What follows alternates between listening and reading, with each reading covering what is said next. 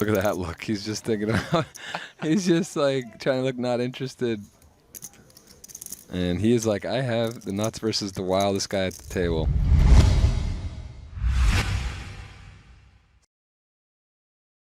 Hey, how's it going? My name's Gareth James. Welcome back to MTT Poker School. In this video, we'll be reviewing a very interesting hand from the 25k No Limit Holdem Event number 2 from the Million Super High Roller Series in Sochi, involving Phil Ivey and Ivan Leow.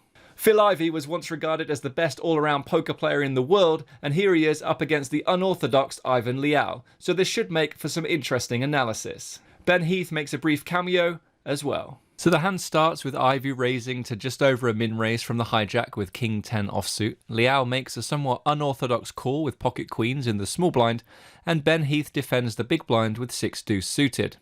Now, I've had to guesstimate what Leow's flatting range looks like here, so I've added some pocket 9s plus, because those hands actually get 3-bet or even jammed pre-flop at some frequency, and are never actually flat calls. If he hits his hand, he can feel pretty good about it. And the whoa, both have a oh man, yeah. Wow, Phil got a pretty special flop for the King 10 off, and Ivan can't like what's going on here, although he does have the Queen of Spades. And the flop is Ace 10 deuce, all spades. Leow and Heath both check, and Ivey bets around third pot. On this board, we can see that the simple three-way multi-way solver is suggesting a pretty even mix between betting and checking. With his exact hand combo, the solver likes to bet third pot very frequently. The preflop raiser will have an equity advantage here, but it will never be quite as pronounced in a multi-way pot as it would be in some heads-up scenarios. You can see that Ivey's range has 40% equity, Leow's has almost 36%, and Heath's range has around 24%.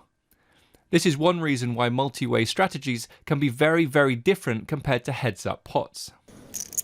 And a little perhaps surprising to see Phil bet this one, but maybe not necessarily. But a second pair and a nut flush draw, maybe one he can check back, but decide to bet it. Leow chooses to call. Now, versus the third pot bet, we can see that he should be mainly continuing by calling with very little raising.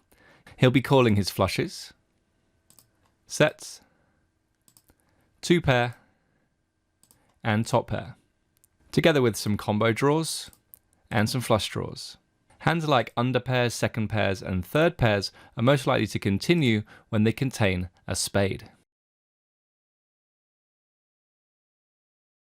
Leow's range is pretty well protected here, since by calling with his entire continuing range, he can still have very strong hands and draws in his range, giving him some very strong hands on different turn cards. Heath folds, and we go to the turn. I mean, Ivan can definitely call with some weaker hands, as can Ben. Oh man. Oh dear. That's where Phil gets paid. Look at that look. He's just thinking about, he's just like trying to look not interested. And he is like, I have the nuts versus the wildest guy at the table.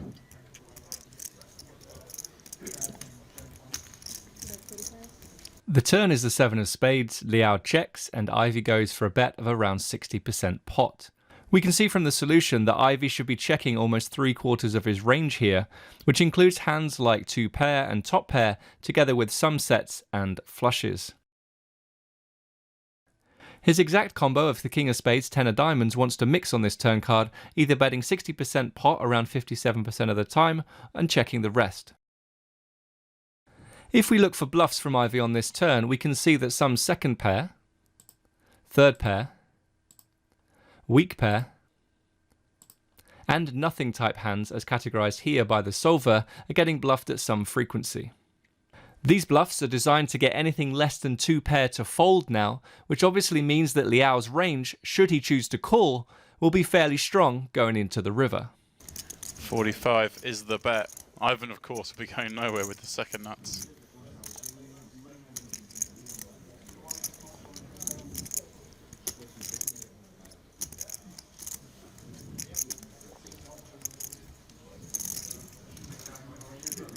Wow, this is a dream scenario for Phil.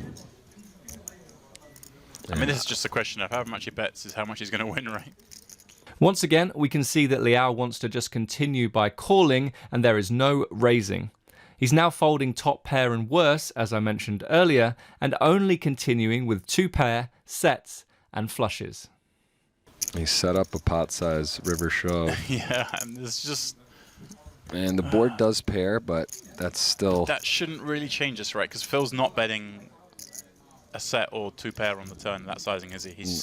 He's checking those backs. No, and for Ivan's perspective, just thinking if Phil could think, you know, Ivan somehow could find a boat, but it doesn't matter. He's got the nut flush, and he knows he's getting called by queen of spade, jack of spade, and...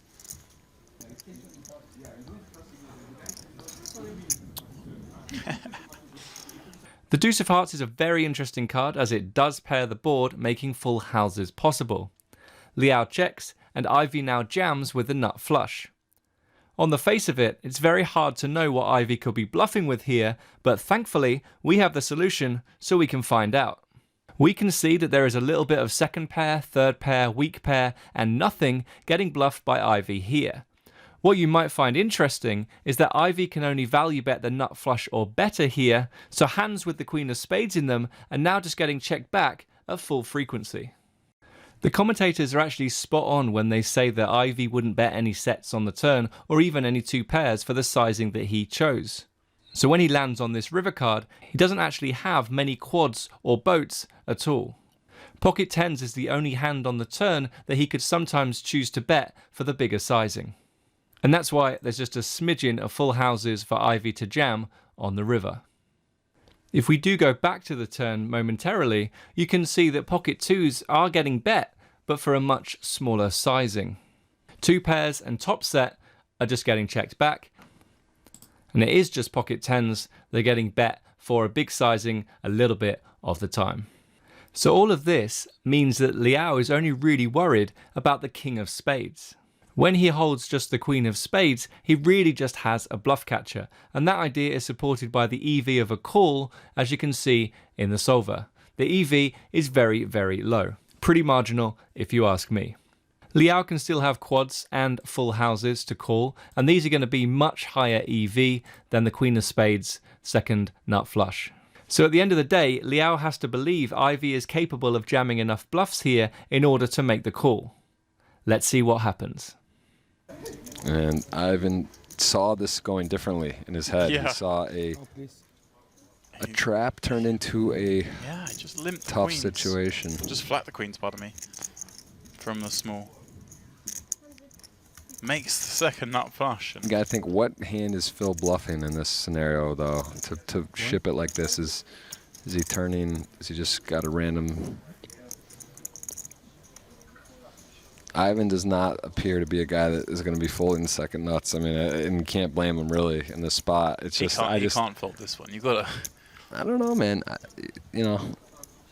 But yeah, it's just like what is Phil shelling off here, though?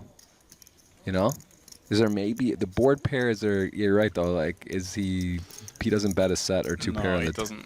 He just checks those hands back. He's happy to see the river. Ivan's probably like, he knows. Ivan's like, man, I'm a wild player. Is Phil really trying to bluff me here? You know, because Ivan knows he's perceived that way. Right, of course. But I mean, Ivan just has so many like 1 pair hands, even some lower spades. They get this way. They can be comfortable folding. Out of the way.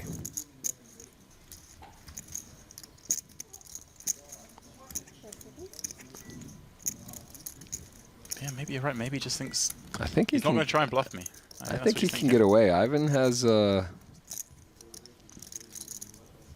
it's so hard though, right? You're just like with the queen of spades. You see that flop, you're like, come on, and then you hit the turn, you're like, all right, and then you're like, come on. Field size up to 54. It was 49 not long ago.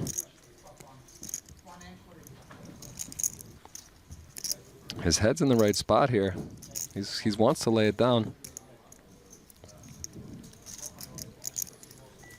Listen, he's got a banner on the wall outside. He's won an event here. He's using 2-time make. I think he's going to find it. I think he's going to find the fold. He might. I mean, I still think I don't like the call, but look at this. That's a muck face. Fold. wow. Oh, Mr. Leow. Ivan Leow. Phil's got to feel sick.